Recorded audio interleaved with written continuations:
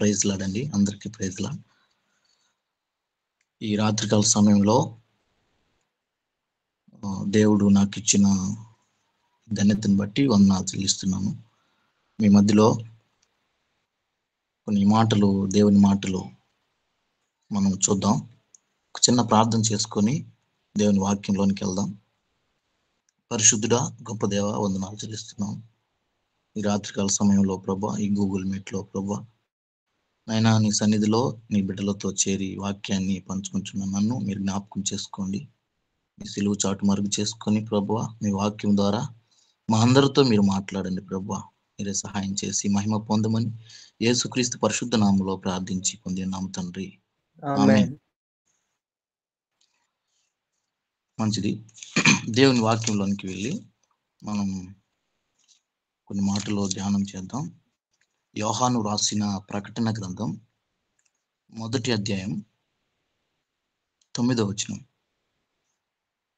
ప్రకటన గ్రంథం 1వ అధ్యాయం 9వ వచనం ఎవరైనా చదివి సహకరించగలరు?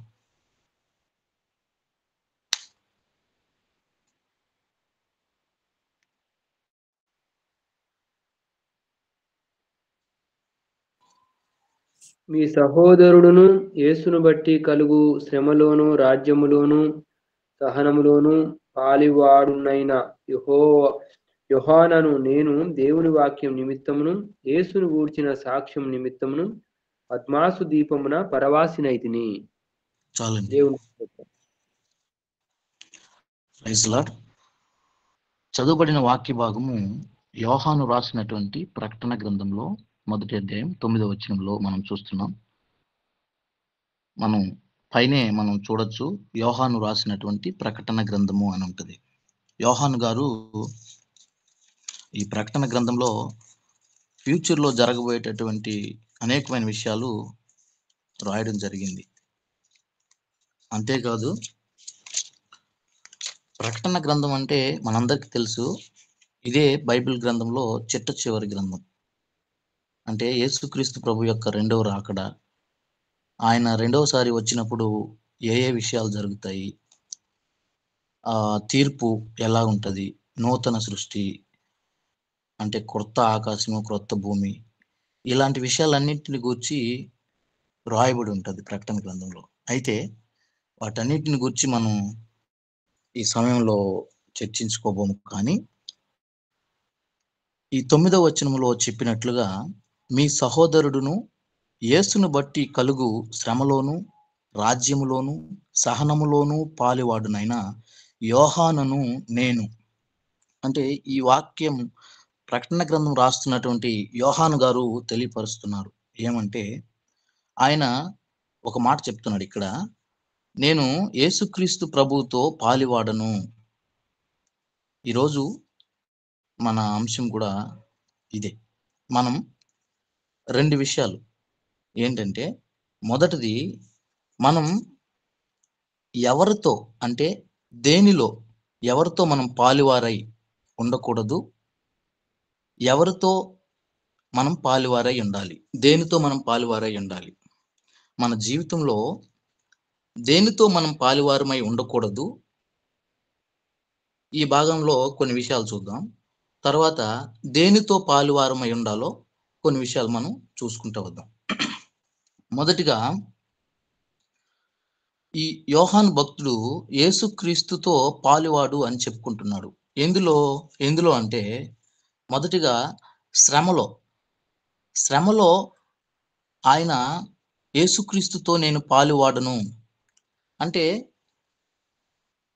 ఒక విశ్వాసి జీవితం అనేది దేవుని విశ్వసించిన తర్వాత ఎంత సంతోషంగా ఉంటుందో అన్ని శ్రమలు అనుభవించాల్సినటువంటి పరిస్థితి కూడా ఉంటది.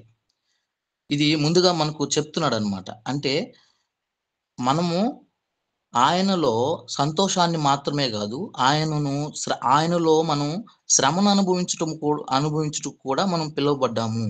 అంటే శ్రమలోనూ మనము యేసుక్రీస్తుతో కూడా పాలివారమై ఉన్నాము అని యోహాను గారు తెలియపరుస్తున్నారు. ఎందుకంటే యేసుక్రీస్తు ప్రభువుతో పాలివాడనని చెప్పుకుంటున్నాడు అన్నమాట. ఇదే కోవలోకి అంటే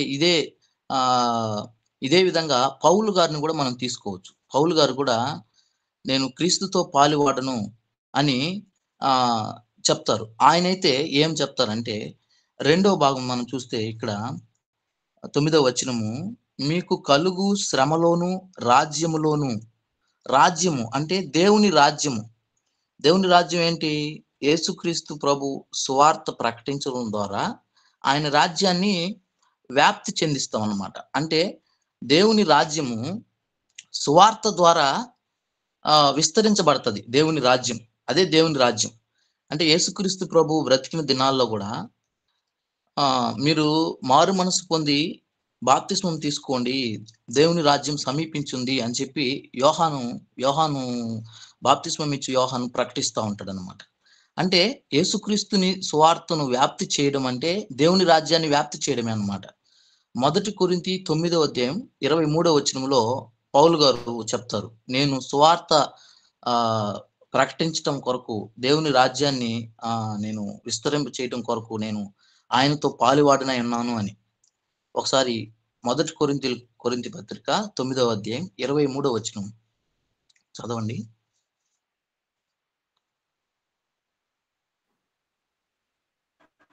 మరియు సువార్తలో వారితో పాలివాడనగుటకై దాని కొరకే సమస్తమును చేయుచున్నాను. కాబట్టి పౌలు గారు కూడా నేను దేవుని రాజ్యాన్ని వ్యాప్తి చేయడంలో నేను యేసుక్రీస్తు ప్రభుతో పాలివాడనని ఆయన చెప్తున్నారు. మూడో విషయం, సహనములో పాలివాడను. ఈ వాక్య భాగంలో శ్రమలోను రాజ్యములోను సహనములోను పాలివాడనైన యోహానను నేను. అంటే సహనం అంటే దేవుడు యేసుక్రీస్తు ప్రభువు ఏ రీతిగా ఆయన శ్రమను అనుభవించేటప్పుడు కానివ్వండి, ఆయన సువార్త ప్రకటించే విషయంలో కానివ్వండి, ఆయనకి ఎదురైనటువంటి పరిస్థితులు గుండా వెళ్తున్నప్పుడు వాటన్నిటిలో ఆయన అనేక విషయాలను బట్టి ఆయన సహిస్తూ ఓర్చుకున్నాడు. ఆయన మనల్ని ఎవరైనా ఒక మాట అంటే మనం పడలేం, ఎందుకంటే మన స్వభావం అది. మనం తీసుకోలేం. మనల్ని ఎవరైనా తిట్టినా, లేదంటే మనం చేసిన పని బాగలేదని చెప్పినా కూడా మనం దాన్ని ఓర్చుకోలేమన్నమాట, సహించలేము దాన్ని. కానీ యేసుక్రీస్తు ప్రభువారిని మనం గమనిస్తే ఆయన మీద ఉమ్మి వేశారు, ఆయనని గుద్దారు, పిడిగుద్దులు గుద్దారు. తర్వాత ఆయన్ని హేళనగా మాట్లాడారు, దూషించారు. ఆయన్ని దూషించడం అంటే విపరీతమైన దుర్భాషలు అన్నమాట. అలా మనకు తెలియని మాటలు కూడా అలా మాట్లాడుంటారన్నమాట. కాబట్టి వీటన్నిటిని సహించాడు ఎవరు? యేసుక్రీస్తు ప్రభువారు. యోహాను భక్తుడు చెప్తున్నారు ఏమంటే, వీటన్నిటిలో నేను యేసుక్రీస్తు ప్రభువారితో పాలివాడును. అంటే యేసుక్రీస్తు ప్రభువు ఎలాంటి శ్రమలు అనుభవించాడో, యేసుక్రీస్తు ప్రభు ఎలా సహించాడో ఎగ్జాక్ట్గా అవే మనకు రానవసరం లేదు. కానీ ఒకవేళ నాకు వస్తే అలాంటి శ్రమలు, అలాంటి నిందలు, అలాంటి అవమానకరమైన మాటలు దేవుని సువార్తను ప్రకటించేటప్పుడు నాకు వస్తే, దేవుని పనిలో నేను ఉన్నప్పుడు ఎవరైనా నన్ను ఇలా అంటే, లేకపోతే ఏదైనా దూషణ మాటలు మాట్లాడితే వాటన్నిటినీ సహించడానికి నేను కూడా ఆయనతో పాలువాడును అని యోహాను చెప్తున్నారనమాట. యోహాను అందులో ఆయనని సమానంగా చేసుకున్నారు. ఎగ్జాక్ట్గా మనకు యేసుక్రీస్తు ప్రభువుకు వచ్చిన శ్రమలే రానవసరం లేదు. కానీ మనం దేవుని పనిలో కానీ, దేవుని పరిచర్యలో కానీ, లేదా మనం జీవించేటటువంటి విశ్వాస జీవితంలో కానీ మనకు ఎదురయ్యేటటువంటి చిన్న చిన్న మాటలకి మనం నొప్పించుకోకుండా, ఏదైనా మనం సహనం కలిగి ముందుకెళ్ళినప్పుడు యేసుక్రీస్తు ప్రభు యొక్క ఆ క్యారెక్టర్తో మనం దగ్గరగా జీవించడానికి అవకాశం ఏర్పడుతుంది అన్నమాట. కాబట్టి ఈ యోహాను భక్తుడు ఈ మాటలో ఏం తెలియపరుస్తున్నారంటే, వీటన్నిటికీ నేను సిద్ధంగా ఉన్నాను.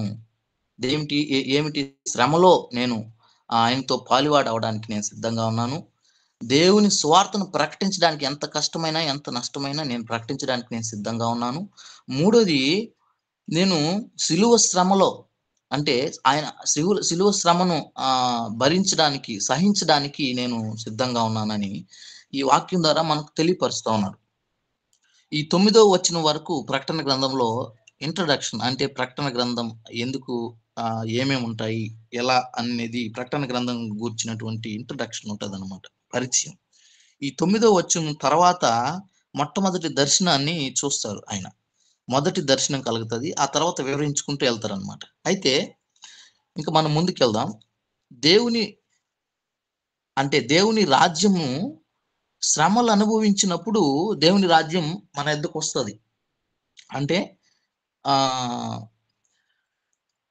అంటే దేవుని రాజ్యము మనకు ఊరకనే రాలేదన్నమాట. అంటే ఆయన దానికి మూల్యం చెల్లించారు. శ్రమను అనుభవించి ఆయన రాజ్యానికి మనల్ని వారసులుగా చేశారనమాట.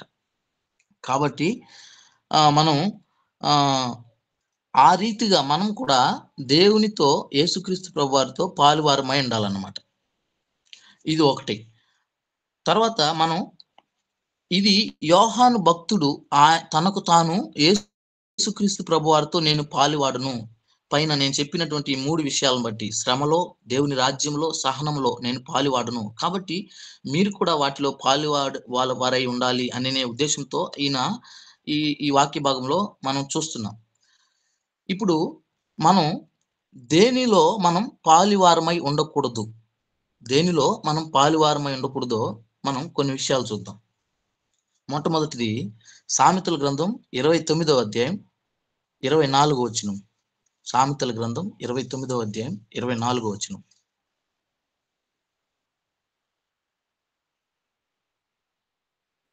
తీసిన వారు చదవండి. దొంగలతో పాలకుడువాడు తనకు తానే పగవాడు, అట్టివాడు ఒట్టు పెట్టినను సంగతి చెప్పడు. చాలు. దొంగలతో పాలుకూడువాడు అంటే మనము దొంగలతో పాలివారం కాకూడదు. దొంగలతో పాలివారం కాకూడదు అంటే ఎందుకంటే ఉదాహరణకి ఎవరైనా ఏదైనా ఆకలిగా ఉన్నారనుకోండి, దానికోసం దొంగతనం చేస్తే తప్పులేదు. ఈ మాటని బైబిల్ గ్రంథం కూడా సమర్థిస్తుంది. సామెతల గ్రంథం 6వ అధ్యాయం 30వ వచనం ఒకసారి మనం చదవండి. సామెతల గ్రంథం 6వ అధ్యాయం 30వ వచనం. దొంగ ఆకలిగొని ప్రాణరక్షణ కొరకు దొంగిలిన ఎడల ఎవరును దాన్ని తిరస్కరింపరు కదా. కాబట్టి ఎవరికైనా ఆకలి వేసినప్పుడు దాన్ని ఆకలి తీర్చుకోవడానికి ఏదో కొంత తీసుకున్నప్పుడు అది దొంగతనంగా ఎంచబడదని చెప్తున్నాడు. ఎందుకంటే దొంగతనం అనేది దేవుని ఆజ్ఞలలో ఒక ఆజ్ఞ. ఒకవేళ దొంగతనం చేస్తే అది పాపంగా పరిగణించబడుతుంది. ఆజ్ఞాతిక్రమమే పాపము కాబట్టి మాత్రమే అది పాపముగా ఎంచబడలేదు. కానీ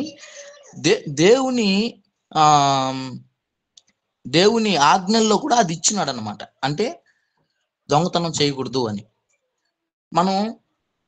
మనం ఒకవేళ దొంగలతో మనం పాలువారం అయితే దొంగ పరిస్థితి ఎట్లా ఉంటుందంటే, దొంగతనం చేయడం వల్ల అతను కేవలం ఒక వస్తువునో లేకపోతే కొంత డబ్బునో కొంత ధనాన్ని మాత్రమే దొంగతనం చేయడు. కానీ ఆ దొంగతనం చేసే క్రమంలో ఎన్ని జరుగుతాయంటే, హత్య జరుగుతుంది. రెండోది నాశనం చేస్తాడు. ఇప్పుడు ఒక ఇంటికి వెళ్ళాడు అనుకోండి, బంగారు దొంగతనం చేయడానికి వెళ్ళాడు. ఇంట్లో వాళ్ళు నిద్రపోతున్నారు, ఉదాహరణకి బీరువా తీశాడు, నగలన్నీ తీసుకున్నారు. ఎవరైనా చూశారు, అడ్డగించబోతే అతని చేతిలో ఏదైనా ఉంటే దాన్ని తీసి అతన్ని చంపడానికి ప్రయత్నం చేస్తాడు. కాబట్టి హత్య జరగడానికి అవకాశం ఉంది. రెండోది, ఒకవేళ ఎవరు లేరనుకో ఇంట్లో, దొంగతనం చేసుకొని వచ్చేస్తాడు. లేదంటే అతను కావాలనుకుంటే దొంగతనం చేసుకుని వచ్చేస్తాడు. లేదంటే ఇంట్లో ఉన్న సామాగ్రి అంతా తీసుకెళ్ళిపోవడానికి అతనికి అవకాశం ఉంటే మొత్తం అసలు ఇల్లులాగా చేయడం అనమాట. మొత్తం ఆ పరిసర ప్రాంతాలన్నిటిని మొత్తం నాశనం చేసేసి తీసుకెళ్ళిపోతాడు అనమాట. పరిస్థితి అలాగుంటది అనమాట. కాబట్టి దొంగతనం చేసే వ్యక్తి కేవలం దొంగతనం మాత్రమే చేయలేడు. ఎందుకంటే అతను చేసే పని అలాంటిదన్నమాట. అతనికి ఎదురయ్యే పరిస్థితులను బట్టి హత్య చేయొచ్చు. తర్వాత వచ్చేసి ఎన్ని హత్యలు చేస్తాడో మనకే తెలియదు అనమాట. అలాంటి పరిస్థితి ఉంటుంది అన్నమాట. కాబట్టి దొంగలతో మనం పాలువారం కాకూడదు. మనం యెహోషువ గ్రంథంలో మనం చూస్తే ఆకాన్ అనే ఒక వ్యక్తి మనకు కనిపిస్తాడు. ఆకాన్ అనే వ్యక్తి, ఈ ఆకాన్ అనే వ్యక్తి యోధా గోత్రానికి చెందినటువంటి వ్యక్తి, దేవుని ప్రజల్లో ఉన్నటువంటి వ్యక్తి. ఇశ్రాయేలీల్లో ఒక గోత్రం యోధా గోత్రం. యోధా గోత్రానికి చెందినటువంటి వ్యక్తి ఆకాన్ అనే వ్యక్తి. ఈ ఆకాన్ అనే వ్యక్తి యుద్ధం జరిగేటప్పుడు అక్కడ కొంత దోపుడు సొమ్ము ఉంటుంది అనమాట. అందులో నుంచి కొన్ని వస్తువులు ఈయన తీసుకుంటాడు. ఈయన తీసుకోవడం వల్ల అప్పుడు ఏం జరుగుతుందంటే వారు యుద్ధంలో ఓడిపోతారు. యెహోషువ గ్రంథం 7వ అధ్యాయం 16వ వచనం.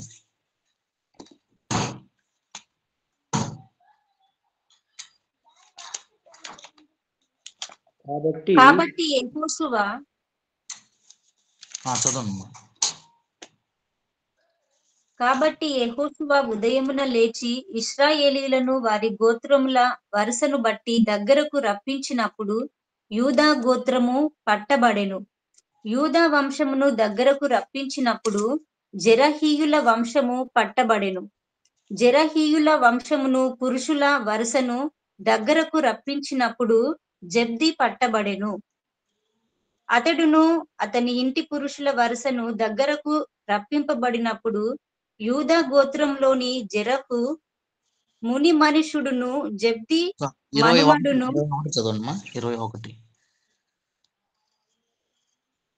21వ వచనం, 7వ అధ్యాయం 21వ వచనం.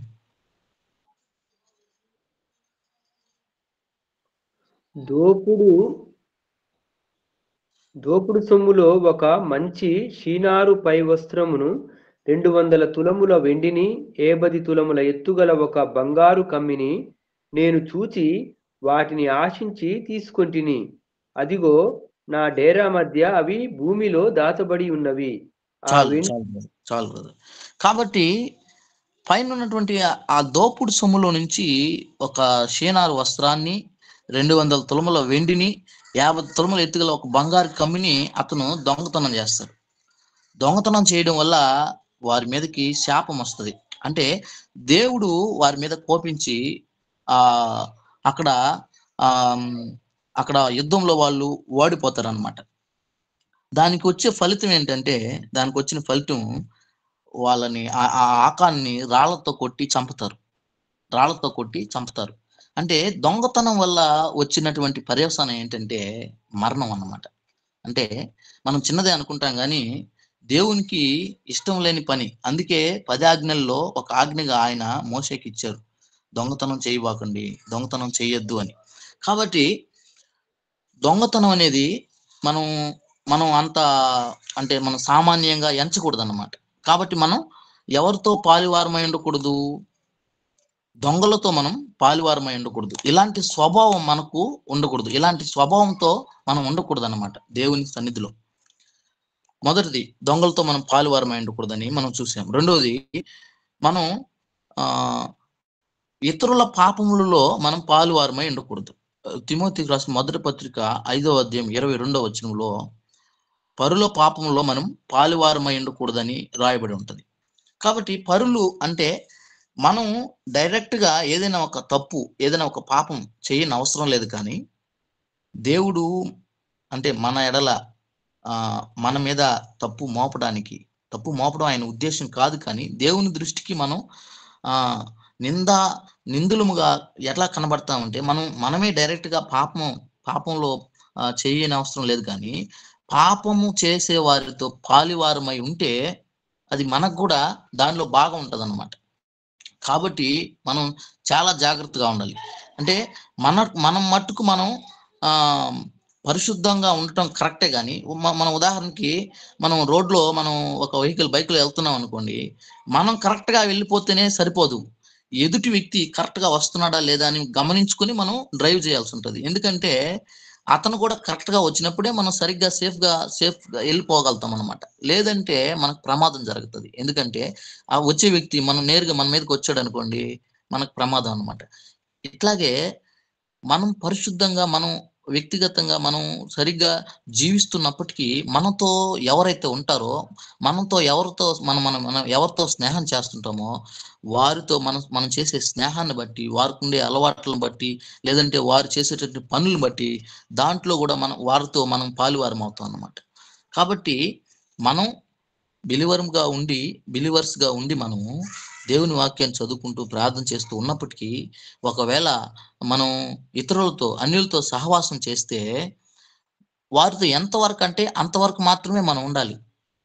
అంతేగాని వారితో డెప్త్ గా సహవాసం చేసి వారు ఏ మూవీ చూస్తున్నాడు, లేకపోతే వారు ఫోన్ ఎట్లా వాడుతున్నాడు, వారు ఎట్లా మాట్లాడుతున్నారు, ఇలాంటివన్నీ మనం అవసరం లేదన్నమాట. ఇలాంటివి చిన్న చిన్నవి అనుకుంటాం కానీ మనం వాటిని అవాయిడ్ చేయాల్సినటువంటి వారం అన్నమాట. కాబట్టి మనం పరుల పాపాల్లో పాలువారమై ఉండకూడదు. రెండో విషయం. మూడోది, మనం అక్రమస్తులతో పాలువారంగా ఉండకూడదు. అక్రమస్తులు అంటే ఎట్లా ఉంటారంటే సామెతల గ్రంథం 1వ అధ్యాయం 14వ వచనం, అంటే మనం ఇంకా ముందు నుంచి 11వ వచనం నుంచి మనం చదువుకున్నట్లయితే మనకు అక్రమస్తులు ఎలా ఉంటారనేది అర్థమవుతుంది అనమాట. ఒకసారి చదవండి. సామెతల గ్రంథం 1వ అధ్యాయం 11వ వచనం నుంచి 14వ వచనం వరకు.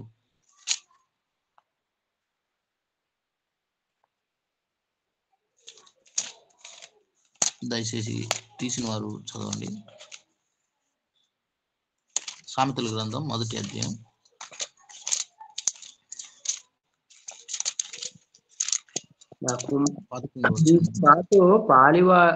నీవు మాతో పాలివాడవై ఉండుము, మనకందరికి మంచి ఒక్కటే యుండును అని వారు నీతో చెప్పుదురు. 11 నుంచి నేను చదువుతున్నాను, ఒకసారి గమనించండి. మాతో కూడా రమ్ము, మనము ప్రాణం తీటుకై పొంచి ఉందము, నిర్దోషమైన ఒకరిని పట్టుకుంటుకై దాగి ఉందము, పాతాళము మనుషులు మింగివేయనట్లు వారిని జీవముతోనే మింగివేయుదుము, సమాధిలోనికి దిగువారు మింగబడినట్లు వారు పూర్ణ బలంతో ఉండగా మనము వారిని మింగివేయుదుము రమ్ము అని వారు చెప్పుకొందురు. చెప్పునప్పుడు ఒప్పకము, పలు విధములైన మంచి సొత్తులు మనకు దొరుకును, మన ఇండ్లను దోపుడు సొమ్ముతో నింపుకుందుము, నీవు మాతో పాలువాడమై ఉండుము. అంటే ఇవన్నీ అక్రమమైనటువంటి కార్యాలు అన్నమాట. ఇతరుల దొంగతనం చేయడం, దోచుకోవడం, వారి తర్వాత వారిని మనం సమాధిలోనికి దిగిపోనట్లుగా వారిని బలంగా ఉన్నప్పుడే వారిని మింగివేసేటట్లు మనం చేద్దాం, మనం వాళ్ళని ప్రాణం తీద్దాం. ఇట్లాంటివన్నీ అక్రమమైన కార్యాలు అన్నమాట.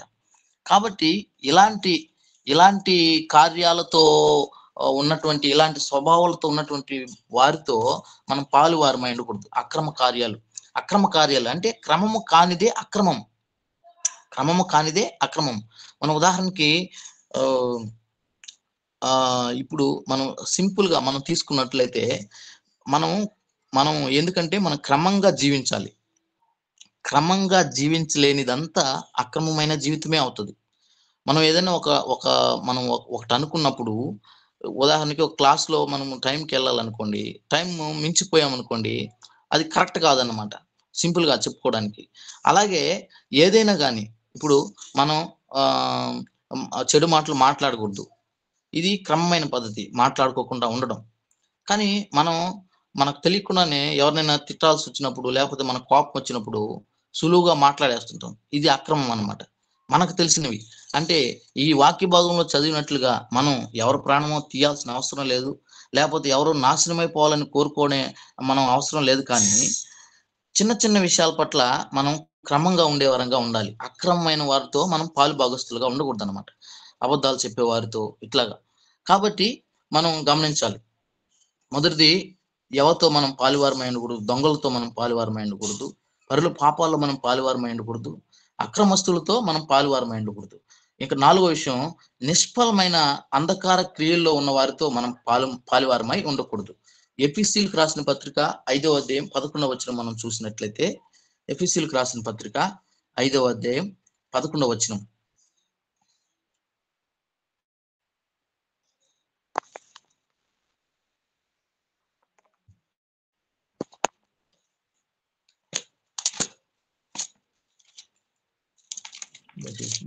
నిష్ఫలమైన అంధకార క్రియల్లో పాలివారై ఉండక వాటిని ఖండించుడి. కాబట్టి నిష్ఫలమైన అంధకార క్రియలలో పాలివారై ఉండకుడి. ఎందుకంటే మనం అంధకార సంబంధం కాదు.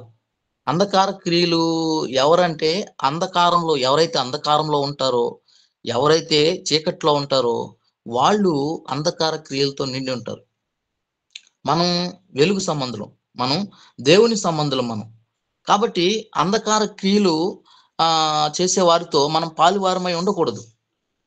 ఏంటి ఇప్పుడు చూడొద్దన్నటివి చూడడం, మాట్లాడకూడనివి మాట్లాడడం, చేయొద్దన్న పనులు చేయడం, వెళ్ళకూడని ప్లేసులకి వెళ్ళడం, ఇవే అంధకార క్రియలు. ఏంటంటే మనం ఏం చూస్తున్నాం, మనం చూడకూడని విషయాలు ఏమైనా చూస్తున్నామా, చేయకూడని పనులు చేస్తున్నామా, మాట్లాడకూడనటువంటి మాటలు మనం మాట్లాడుతున్నామా, ఇవన్నీ ఏంటంటే అంధకార సంబంధమైన క్రియలు అనమాట ఇవన్నీ. కాబట్టి మనం ఒకసారి అర్థం చేసుకోవాలి. మనం ఎందుకంటే మనం దేవుని వెలుగు సంబంధులు మనం. కాబట్టి నిష్ఫలమైన అంధకార క్రియలలో మనం పాలివారమై ఉండకుండా వాటిని ఖండించాలి. కాబట్టి ఎందుకంటే మనం వాటిల్లో ఉండలేమన్నమాట, ఉండకూడదు కూడా. ఎందుకంటే మనల్ని ఒకప్పుడు మనం అంధకారంలో జీవించాం, చీకట్లో జీవించాం. యేసుక్రీస్తు ప్రభు దేవుడిగా ఎరుగక ముందు మనం అందరం నశించిపోయే నరకానికి మనం పాత్రులమై ఉన్నప్పుడు దేవుడు యేసుక్రీస్తు ప్రభు ఈ లోకానికి వచ్చి మనల్ని రక్షణలోనికి నడిపించి వెలుగులోనికి ఆయన మనల్ని నడిపించున్నాడు ఇప్పుడు. కాబట్టి మనం వెలుగు సంబంధులం. అందువల్ల అంధకార క్రియలలో మనం పాలువారమై ఉండకూడదు. కొలసీలు రాసిన పత్రిక 1వ అధ్యాయం 13వ వచనంలో ఇదే విషయం మనకు కనిపిస్తుంది. ఎందుకంటే దేవుడు మనల్ని అంధకారంలో నుండి విడిపించాడు అని. ఆ మాట చదువుదాం ఒకసారి. ఆ మాట బాగుంటది. కొలసీలు రాసిన పత్రిక 1వ అధ్యాయం 13వ వచనం. ఆయన మనలను అంధకార సంబంధమైన అధికారములో నుండి విడుదల చేసి తాను ప్రేమించి తన కుమారుని యొక్క రాజ్య నివాసునుగా చేసెను. కాబట్టి మనం ఇంకా అంధకారంలో ఉండడానికి వీల్లేదు. ఒకవేళ మనం వీటన్నిటితో మనం ఈ చూడొద్దన్నటివి చూడడం, మాట్లాడకూడనివి మాట్లాడడం, చేయకూడని పనులు చేయడం, వెళ్ళకూడనటువంటి ప్లేసులు అంటే ఏది సినిమా హాలు ఇట్లాంటివి అన్నమాట. మనం వెళ్ళకూడని ప్లేసులు ఇలాంటివి చేస్తాకను ఉంటే మనలో ఇంకా అంధకార క్రియలు నిలిచి ఉన్నాయని దాని అర్థం. కాబట్టి దేవుడు ఇంకా మనతో ఎలా ఉంటాడు? మనం ఆయన సంబంధంగా ఉండలేము. కాబట్టి మనం ఖచ్చితంగా చీకటి సంబంధంగానే అవుతాం, కానీ దేవుని సంబంధం అవ్వలేం. కాబట్టి మనం దేవుని సంబంధంగా ఉండాలంటే, మనం వెలుగు సంబంధంగా ఉండాలంటే ఈ అంధకార క్రియలలో మనం పాలువారమై ఉండకూడదు. ఇదే మనకు గుర్తు. కాబట్టి ఎందుకంటే మనం ఆల్రెడీ ఒకసారి దేవుని చేత మనం పట్టబడి రక్షణ పొంది మారు మనసు పొంది దేవుని విశ్వసించిన తర్వాత వీటి జోలికి మనం వెళ్ళకూడదు. ఒకవేళ వెళ్ళామంటే మనం అంధకార క్రియల్లో ఉన్నట్టే. దాని అంతం ఎట్లా ఉంటుందో మనకు తెలుసు. దాని అంతం ఎట్లా ఉంటుందో నానాటికి దిగజారిపోతారు అనమాట. అంటే చిన్న చిన్నదే అనుకుంటాం, కానీ దానికి అడిక్ట్ అయిపోతారు, బానిసలు అయిపోతారు, పాపానికి, దేవునికి దూరం అయిపోతారు. కాబట్టి మనం దేనితో పాలువారమై ఉండకూడదు అంటే 4 విషయాలు నేను చెప్పాను. దొంగలతో మనం పాలువారమై ఉండకూడదు. తర్వాత రెండోది పరుల పాపాల్లో మనం పాలువారమై ఉండకూడదు. అక్రమస్తులతో మనం పాలువారమై ఉండకూడదు. నిష్ఫలమైనటువంటి అంధకార క్రియలు చేయవారితో క్రియలలో మనం పాలువారమై ఉండకూడదు. ఈ 4 విషయాలు. ఇప్పుడు దేనితో మనం పాలువారమై ఉండాలో ఇప్పుడు కొన్ని విషయాలు మనం చూద్దాం. ఇప్పటి వరకు మనం వేటితో పాలుభాగస్తులమై ఉండకూడదో మనం చూసాం. ఇప్పుడు మనం దేనితో మనం పాలువారమై ఉండాలో మనం చూద్దాం. మొదటిగా ఎఫెసీయులకు రాసిన పత్రిక 3వ అధ్యాయం 6వ వచనం. ఎఫెసీయులకు రాసిన పత్రిక 3వ అధ్యాయం 6వ వచనం. ఈ మర్మం చదవండి సిస్టర్, చదవండి. ఈ మర్మం ఏదనగా అన్యజనులు సువార్త వలన క్రీస్తు యేసునందు యూదులతో పాటు సమాన వారసులను, ఒక శరీరమందలి సాటి అవయవములు వాగ్దానంలో పాలివారులై ఉన్నరని నదియే. దేవుడు చాలు. కాబట్టి ఇదొక మర్మం ఏంటంటే, అన్ని జనులు అంటే మనమే సువార్త వలన క్రీస్తు యేసునందు యూదులతో పాటు సమాన వారసులను, ఒక శరీరమందలి సాటి అవయవములను వాగ్దానములో పాలువారునై ఉన్నారు అనున్నదియే. ఇది ఒక మర్మం అన్నమాట. అంటే ఇది మనం గమనించాలి. ఇది దేవుని వాగ్దానం. దేవుని వాగ్దానంలో మనం పాలువారం. కాబట్టి మొదటిది మనం దేనితో పాలువారం అంటే వాగ్దానంలో, దేవుని వాగ్దానంలో పాలువారం. వాగ్దానం అంటే నేను మీకు చెప్తాను. వాగ్దానం అంటే ఏంటంటే, ఒక ఇద్దరు వ్యక్తుల మధ్య ఒక వ్యక్తి ఆ వాగ్దాన పాత్రుడుగా ఉంటాడు. అంటే వాగ్దానాన్ని పొందుకునే వ్యక్తి ఒక వ్యక్తి, ఇంకొక వ్యక్తి వాగ్దానం చేసే వ్యక్తి. ఈ ఈ ఈ ఇద్దరి మధ్య ఒకరు ఈ వాగ్దానానికి ఒక్కరు మాత్రమే పూర్తి బాధ్యత వహిస్తారనమాట. అంటే ఎట్లాగంటే, ఇప్పుడు ఇద్దరు ఫ్రెండ్స్ ఉంటారు అనుకోండి, మొదటి వ్యక్తి రెండో వ్యక్తికి వాగ్దానం చేస్తాడు. ఇదిగో నేను ఫలాంది నీకు ఇస్తాను అని చెప్పి వాగ్దానం చేస్తాడు. అది ఇవ్వడంలో పూర్తి బాధ్యత ఈ మొదటి వ్యక్తిదే. రెండో వ్యక్తి ప్రమేయమే ఉండదు. ఎందుకంటే వాగ్దానం చేస్తాడు ఇతను మొదటి వ్యక్తి. అలాగే దేవుడు కూడా మనకు వాగ్దానం చేశాడు. మనకు వాగ్దానం చేసిన తర్వాత దాన్ని నెరవేర్చడంలో పూర్తి బాధ్యత దేవుడే తీసుకుంటాడు. ఇట్లా కాకుండా ఒప్పందం అని ఉంటది. ఇంకొకటి ఒప్పందం అంటే ఏంటంటే, ఇద్దరు వ్యక్తులు ఏం చేస్తారంటే వారు సమ్మతించి పరస్పర విషయాల మీద వాళ్ళు సమ్మతించి మాట్లాడుకుంటారు అనమాట. ఒక విషయమై వాళ్ళిద్దరి మధ్యలో కుదుర్చుకుంటారన్నమాట. దాన్ని ఒప్పందం అంటారు అనమాట. ఇద్దరు వ్యక్తుల మధ్య కావచ్చు, ఒక రెండు కంపెనీస్ మధ్య కావచ్చు, ఇలా వాళ్ళు ఇరువురు మాట్లాడి, రెండు దేశాల మధ్య కావచ్చు, వాళ్ళు ఇరువురు మాట్లాడి, ఇప్పుడు మన దేశం ఉందనుకోండి, మన దేశంలో పండేటటువంటి కొన్ని వస్తువులన్నిటిని వేరే దేశానికి పంపిస్తాం. వాళ్ళ దేశంలో ఉండేటటువంటి పండేటువంటివి, వాళ్ళ దేశంలో దొరికేటివి మన దేశానికి పంపిస్తారు. ఇది పరస్పరం మార్చుకుంటారు అనమాట. ఇది ఒప్పందం. అదిగో ఇన్ని టన్నులు మీరు పంపిస్తే ఇన్ని టన్నులు మేము పంపిస్తామని ఒప్పందం చేసుకుంటారు. కానీ వాగ్దానం అనేది ఏంటంటే, ఇప్పుడు భారతదేశం ఉందనుకోండి, మన దేశం వేరే ఇతర దేశంతో, అమెరికా ఉంది, దాంతో ఒక వాగ్దానం చేసింది అనుకోండి, ఆ వాగ్దానాన్ని నెరవేర్చడానికి పూర్తి బాధ్యత మన దేశమే వహిస్తుంది. అమెరికాకి ఇంకేం సంబంధం లేదనమాట. అలాగే దేవుడు కూడా మన ఎడల ఈ మర్మమైనటువంటి వాగ్దానాన్ని దేవుడు చేసిన వాగ్దానాలన్నింటినీ మన పట్ల నెరవేర్చడానికి పూర్తి బాధ్యత ఆయనే తీసుకుంటారన్నమాట. కాబట్టి మనం పాత నిబంధన గ్రంథంలో మనం చూసినట్లయితే మోషేతో వాగ్దానాలు చేస్తాడు దేవుడు. నేను ఈ ప్రజలను విడిపిస్తాను, తీసుకొని వస్తానని. కాబట్టి ప్రజలు ఎలా తప్పిపోతున్నా, ఎలా సనుగుకున్నా, ఎలా చేసినా సరే దేవుడు వారిని ఆ బానిసత్వం నుంచి, ఐగుప్తు బానిసత్వం నుంచి విడిపించి తీసుకుని వస్తాడు. కనాను దేశం వరకు దేవుడు తీసుకొస్తాడు. మనం రాజులు మొదటి గ్రంథం 8వ అధ్యాయంలో 56వ వచనం మాత్రం చదువుదాం. రాజులు మొదటి గ్రంథం 8వ అధ్యాయం 56వ వచనం.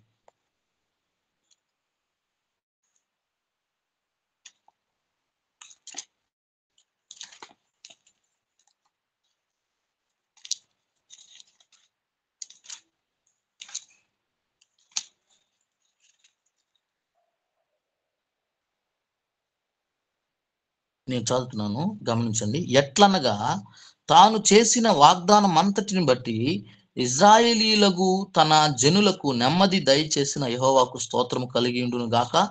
తన దాసుడైన మోషే ద్వారా ఆయన చేసిన శుభ వాగ్దానములో ఒక మాటైనా తప్పుపోయినది కాదు. కాబట్టి దేవుడు ఏదైనా వాగ్దానం చేస్తే మనకు, ఆయన ఒక్క మాట కూడా తప్పిపోకుండా దాన్ని నెరవేర్చగల సమర్థుడైన గొప్ప దేవుడు. మనం నమ్మిన, విశ్వసించిన, ఆరాధిస్తున్న దేవుడు.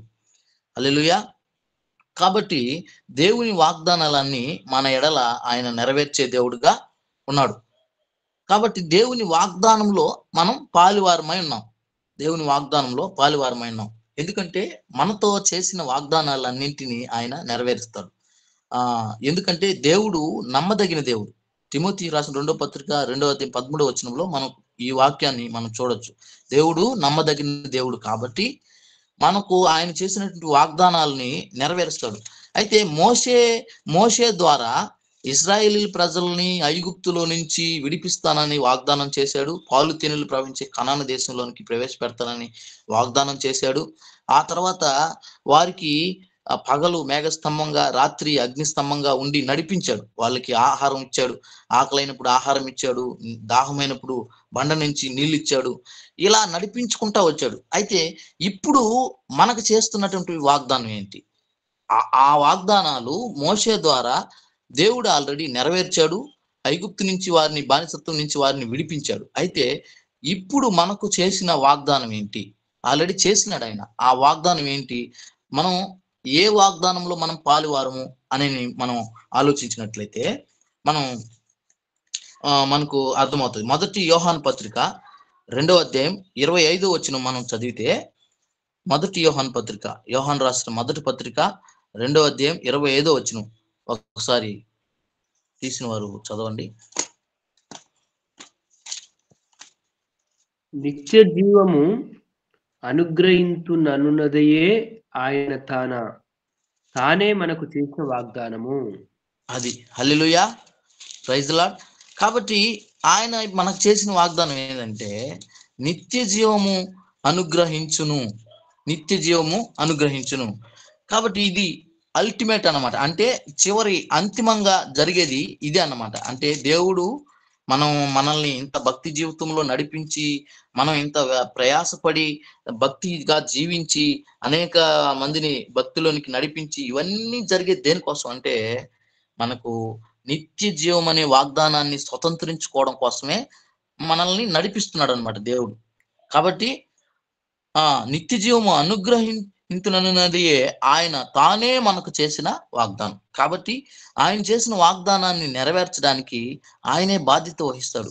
ఎప్పుడంటే మనం పైన చెప్పినటువంటి వాటన్నిటిలో మనం పాలువారం కాకుండా దీనితో మనం అంటే దేవుని వాగ్దానాన్ని విశ్వసించి మనం ముందుకెళ్ళినప్పుడు మనం ఆయన వాగ్దానంలో పాలువారం అవుతాం. ఎందుకంటే దేవుని వాగ్దానాన్ని విశ్వసించిన వారు మనకు కనిపిస్తారు. హెబ్రీయులకు రాసిన పత్రిక 11వ అధ్యాయం అంతా కూడా అదే ఉంటది. కాబట్టి వాగ్దానాన్ని విశ్వసించారన్నమాట వాళ్ళు. మొదటిది నేను చెప్పాను, వాగ్దానంలో మనం పాలువారం.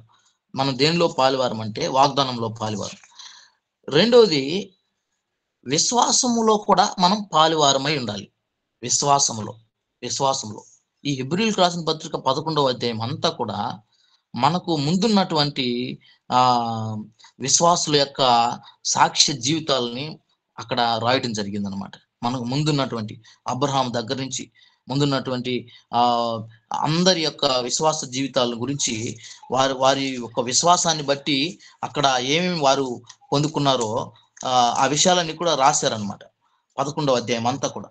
కాబట్టి మనం ఎప్పుడైతే దేవుని విశ్వాసములో మనం పాలువారం అవుతామో అప్పుడు దేవుని వాగ్దానాలన్నింటినీ మనం స్వతంత్రించుకుంటాము. మనం దేవునితో పాలువారముగా మనం ఉండగలం. దేన్ని బట్టి? విశ్వాసాన్ని బట్టి. విశ్వాసంలో మనం పాలువారం అయినప్పుడు దేవునితో మనం నడిచేవారంగా ఉంటాం అన్నమాట. మనం ఇక్కడ మనం గమనించినట్లయితే 11వ అధ్యాయంలో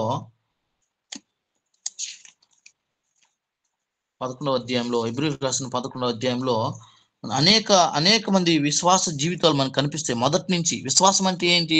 విశ్వాసం అనేది నిరీక్షింపబడి వాటి నిజ స్వరూపం. అంటే మనం నిరీక్షణ కలిగి దేన్నైతే నిరీక్షిస్తామో దాని మీద మనం విశ్వాసం ఉంచాలన్నమాట. ఈ విశ్వాసంలో మనం పాలువారమై ఉండాలి. విశ్వాసం అంటే ఏంటంటే ఇప్పుడు నాకు ఏదైనా దేవుడు దయచేస్తాడు, ఒకదాన్ని మనం దేవుని సన్నిధిలో అడిగినప్పుడు దాన్ని మనం పొందుకోగలమని విశ్వసించి ప్రార్థించాలన్నమాట. అప్పుడు మనకు దేవుడు అది దయచేస్తాడు. అలాగా చేసిన వారు ఈ 11వ అధ్యాయం అంతా కూడా మనకు కనిపిస్తారు. శారా కానీ, తర్వాత విశ్వాసం బట్టి ఇస్సాకు, యాకోబు, ఈ అధ్యాయం అంతా కూడా నోవహు, ఇలాగా ఈ అధ్యాయంలో ఉన్నటువంటి భక్తులందరి జీవితాలు కూడా విశ్వాసాన్ని బట్టి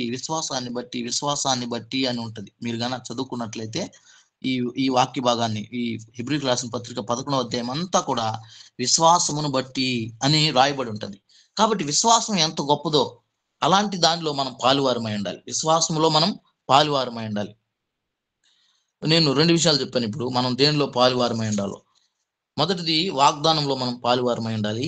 రెండోది విశ్వాసంలో మనకు ముందున్నటువంటి విశ్వాస వీరుల జాబితాలో వారి వంటి విశ్వాసాన్ని మనం కలిగి ఉండాలన్నమాట.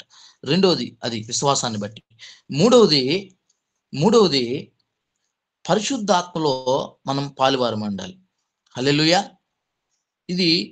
ఇది ప్రతి విశ్వాసకి అత్యవసరమైందన్నమాట. మనం పాలువారమై ఉండవలసినటువంటి మరొక ప్రాముఖ్యమైనటువంటి విషయం ఏంటంటే పరిశుద్ధాత్మలో మనం పాలువారమై ఉండాలి. మూడవది హెబ్రీయులకు రాసిన పత్రిక 6వ అధ్యాయం 4వ వచనంలో మనం చూస్తాం. ఒక మాట చదవండి. హెబ్రీయులకు రాసిన పత్రిక 6వ అధ్యాయం 4వ వచనం. ఒకసారి వెలిగింపబడి పరలోక సంబంధమైన వరమును రుచి చూచి పరిశుద్ధాత్మలో పాలివారై దేవుని దివ్యవాక్యమును రాబోవు యుగ సంబంధమైన శక్తుల ప్రభావమును అనుభవించిన తరువాత. చాలమ్మా. కాబట్టి వెలిగించబడిన తర్వాత వాగ్దానములు మన జీవితాల్లో ఒక్కొక్కటి దేవుడు ప్రతి సంవత్సరం మనం వాగ్దానం తీసుకుంటాము. అలాంటివి ప్రతి సంవత్సరమే కాదు, ఆయా పరిస్థితులు గుండా మనం వెళ్ళేటప్పుడు దేవుడు మనకు వాగ్దానాల ద్వారా ఆదరణ కలుగజేసి దేవుడే ఉన్నాడు. హల్లెలూయా. కాబట్టి ఒక్కొక్కటి అంటే ఒక్కసారి మనం రక్షణ మారు మనసు పొంది వెలిగించబడిన తర్వాత ఒక్కొక్క వాగ్దానాన్ని మనం రుచి చూస్తూ వెళుతున్నప్పుడు దాని తర్వాత మెట్టు ఏంటంటే పరిశుద్ధాత్మలో మనం పాలువారం అవ్వాలి. హల్లెలూయా. పరలోక సంబంధమైన విషయాలన్నీ మనకు అర్థమవుతూ ఉంటాయి. మనం పరిశుద్ధతలో ఎలాగ జీవించాలి, దేవునితో ఎలాగ నడవాలి, దేవుని వాగ్దానాలు మన జీవితంలో నెరవేర్చడం మనం చూస్తా వస్తూ ఉంటాము. ఇలా జరుగుతూ ఉన్నప్పుడు దీనికి తర్వాత మనం చేయాల్సినటువంటి ఒక ప్రాముఖ్యమైన విషయం ఏంటంటే పరిశుద్ధాత్మలో మనం పాలువారమై ఉండాలి. కాబట్టి మూడవ ప్రాముఖ్యమైన విషయం ఏంటంటే పరిశుద్ధాత్మలో పాలువారమై ఉండాలి. పరిశుద్ధాత్మలో పాలువారం అవడం అంటే ఏమిటి? పరిశుద్ధాత్మలో పాలువారం అవడం అంటే ఒక వ్యక్తి వస్తాడు. యోహాను సువార్తలో మనం చూస్తాము. అతను యోహాను సువార్తలో మనం చూసినప్పుడు క్రొత్తగా జన్మించాలి అనే విషయం మనకు కనిపిస్తుంది. అక్కడ 3వ అధ్యాయం 3వ వచనం ఒకసారి మనం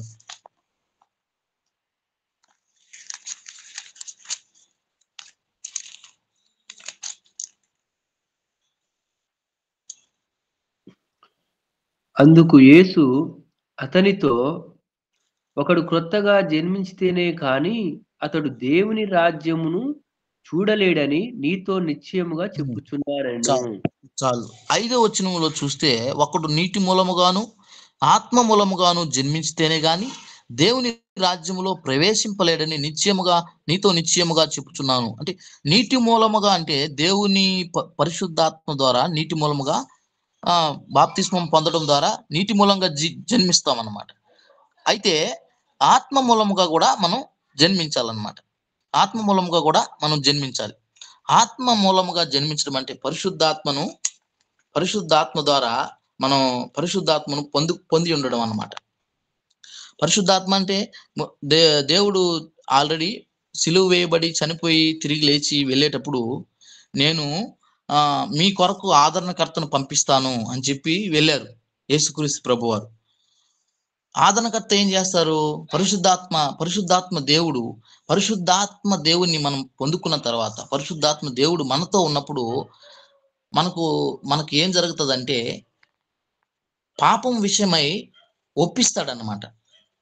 పాపం విషయమై అంటే మనం ఎలా ప్రవర్తించాలి, ఎలాగా దేవునిలో ఇంకా ముందుకెళ్ళాలి అంటే దేవుని మాటలను దేవుని వాక్యాన్ని ఎలా అర్థం చేసుకోవాలి, ఈ విషయాలన్నీ మనకు పరిశుద్ధాత్మ దేవుడు నేర్పిస్తాడు. ఎప్పుడైతే మనం పరిశుద్ధాత్మ దేవునిలో పాలువారమై ఉంటామో అంటే మనకు పాలు ఉండాలన్నమాట. దానికి అంటే పరిశుద్ధాత్మ దేవునిలో మనకు పాలు పంపులు ఉండాలి. కొంతమంది పరిశుద్ధాత్మ దేవుని నమ్మకుండా పట్టించుకోకుండా ఉంటారన్నమాట. అలాంటప్పుడు మనం అనేక ఆశీర్వాదాలను పోగొట్టుకుంటాం. అంత మాత్రమే కాదు కానీ అక్కడ ఆత్మ మూలముగా జన్మించకపోతే దేవుని రాజ్యంలో ప్రవేశించరని ఖచ్చితంగా చెప్తున్నారు యేసు ప్రభువు. కాబట్టి మనందరం కూడా పరిశుద్ధాత్మలో పాలువారమై ఉండాలి. అప్పుడు ఏం జరుగుతుందంటే, మనం ఏదైనా చెడు నడవడికలో మనం వెళ్ళేటప్పుడు దేవుడు హెచ్చరిస్తాడు. దేవుడు దాన్ని మనల్ని గుర్తు చేస్తాడు. అది చేయొచ్చు, ఇది చేయొచ్చు, ఇది చేయకూడదు, ఇలా వెళ్ళొచ్చు, ఇలా వెళ్ళకూడదు. ఇలాంటి విషయాలన్నీ మనకు పరిశుద్ధాత్మ దేవుని నడిపింపు ద్వారా మనకు తెలుస్తూ ఉంటాయి అన్నమాట. కాబట్టి పరిశుద్ధాత్మను పొందినటువంటి వారు అన్నిటినీ వివేచిస్తారని బైబిల్ గ్రంథంలో ఉంది. పరిశుద్ధాత్మ పొందిన వారు అన్నిటినీ వివేచిస్తారు. అంటే వాళ్ళు ఎవరి చేత వివేచించబడరు, కానీ వాళ్ళు మాత్రం అన్నిటినీ వివేచిస్తారు. అర్థమవుతుందని చెప్పిన మాటలు. హల్లెలూయా. అంటే ఒక వ్యక్తి పరిశుద్ధాత్మ దేవుని పొంది ఉంటే, పరిశుద్ధాత్మ దేవునితో పాలు పంపులు ఉంటే ఆ వ్యక్తికి అన్నీ అర్థమవుతుంటాయి, అన్నీ వివేచిస్తాడు. కానీ అతను మాత్రం వివేచించబడ్డంట. అంటే దేవుని సంబంధులకి వివేచన అర్థమవుతుంది, కానీ ఇతరులకి అర్థం కాడు అతను. అంటే దేవుని కార్యాల పట్ల, దేవుని విషయాల పట్ల మాత్రమే అతను శ్రద్ధ చూపించేవాడుగా ఉంటాడు. కాబట్టి మనం పరిశుద్ధాత్మలో పాలువారమై ఉండాలి. అది చాలా ప్రాముఖ్యమైన విషయం అన్నమాట. 3 విషయాలు చెప్పాను నేను, మనం దేనిలో పాలువారమై ఉండాలని. మొదటిది వాగ్దానంలో మనం పాలువారమై ఉండాలి. రెండవది విశ్వాసంలో మనం పాలువారమై ఉండాలి. మూడోది పరిశుద్ధాత్మ దేవునిలో మనం పాలువారమై ఉండాలి. కాబట్టి వాగ్దానంలో, విశ్వాసంలో, పరిశుద్ధాత్మ దేవునిలో మనం పాలువారమై ఉండాలి. మనం దేనిలో పాలువారమై ఉండకూడదో కూడా మనం ముందు చెప్పుకున్నాం. దొంగలతో మనం పాలువారం ఉండకూడదు. పరులో పాపాల్లో మనం పాలువారంగా ఉండకూడదు. అక్రమస్తులతో మనం పాలువారంగా ఉండకూడదు. నిష్ఫలమైనటువంటి అంధకార క్రియలలో మనం పాలువారంగా ఉండకూడదు. కాబట్టి ఈ సమయంలో నేను ముగిస్తున్నాను. మనం వాగ్దానంలో, విశ్వాసంలో, పరిశుద్ధాత్మ దేవునిలో పాలువారమై ఉండినట్లు దేవుడు తన కృపనిచ్చి మనలను నడిపించును గాక. ఆమేన్. ఈ మాటలన్నిటిని బట్టి దేవునికి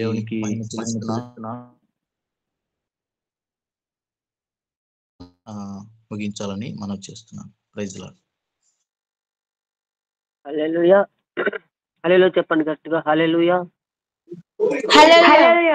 హల్లెలూయా. థ్యాంక్ యూ సో మచ్ అన్న. ఎంతో విలువైన మాటలు మనకు అందించినందుకు వందనాలు అన్న. వాక్యం విన్న వాళ్ళు ప్రార్థన చేస్తారు ఎవరైనా? రాజేష్ అన్న ఉన్నారా?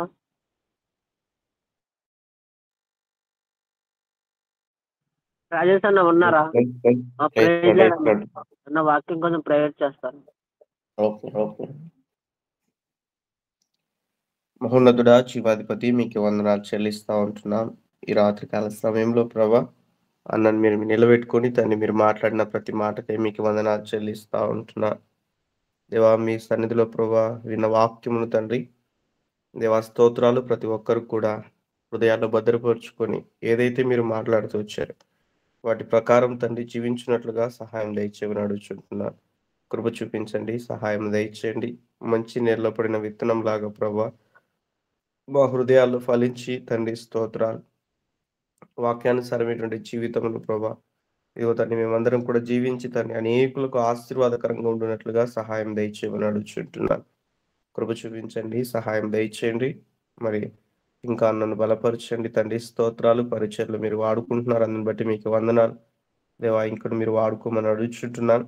మరి ఈ సమయంలో చేరువచ్చిన ప్రతి ఒక్కరిని బట్టి మీ సన్నిధిలో స్తుతిస్తా ఉంటున్నాను. జ్ఞాపకం చేసుకోండి. క్రీస్తు యేసు మహిమైశ్వర్యం చొప్పున ప్రతి అవసరతలు తీర్చబడును గాక అని పలుకుచుంటున్నాను. కృప చూపించండి, సహాయం దయచేయండి. ఎవరెవరు ఈ అవసరతల చేత అయితే మీ సన్నిధిలో ఉంటున్నారో ప్రతి వారి యొక్క అక్కరలు మీరు జ్ఞాపకం చేసుకోమని అడుగుచుంటున్నాను ప్రభా. మీరే సహాయం దయచేయండి. అదే రీతిగా ప్రార్థన చేస్తూ ఉంటున్నాను దేవా. ఈ ప్లాట్ఫామ్ను నడిపిస్తున్న వారిని జ్ఞాపకం చేసుకోండి దేవా. మీరు బ్లెస్ చేయమని అడుగుచుంటున్నాను ప్రభా. దేవా, మీకు వందనాలు. ఒక రాత్రికాల సమయంలో ప్రారంభం నుంచి ఇప్పటి వరకు మీ సన్నిధి మాతో ఉంచినందుకే మీకు వందనాలు చెల్లించుకుంటూ యేసుక్రీస్తు నామంలో ప్రార్థించి వేడుకొని పొందించున్నాం తండ్రి. ఆమేన్. ఆమేన్. ఆమేన్. అందరికి ప్రేజ్ అండి. ఏమైనా ప్రేయర్ రిక్వెస్ట్ ఉంటే గ్రూప్ లో పెట్టండి. అలాగే అందరూ రోజు బైబిల్ చదువుకోండి.